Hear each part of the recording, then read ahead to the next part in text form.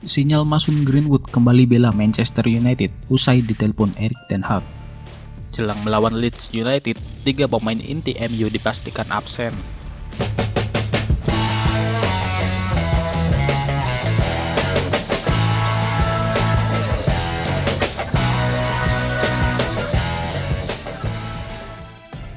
Manajer Manchester United, Erik ten Hag, menghubungi Mason Greenwood lewat telepon.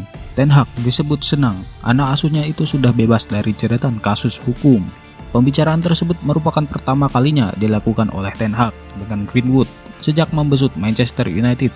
Hal itu karena Greenwood dibekukan dari tim utama Setan Merah.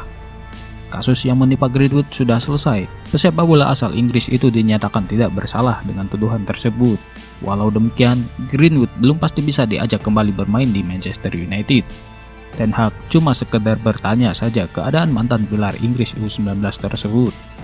Greenwood menaruh harapan besar dapat melakoni pertandingan lagi dengan seragam Manchester United, mengingat MU merupakan klub pertama yang dibela sejak kecil. Semangat Greenwood terangkat karenanya dia telah berada di United sejak dia berusia 6 tahun dan hanya ingin kembali bermain sepak bola untuk mereka.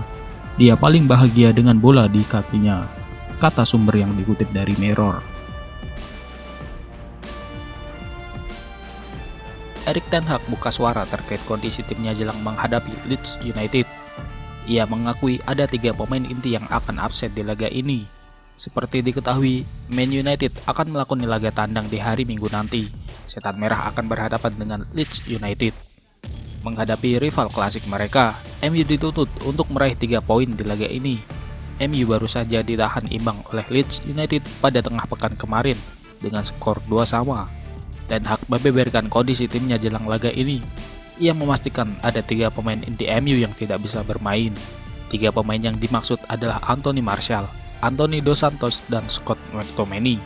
Ketiganya masih dalam tahap pemulihan cedera sehingga mereka belum bisa tampil di laga ini.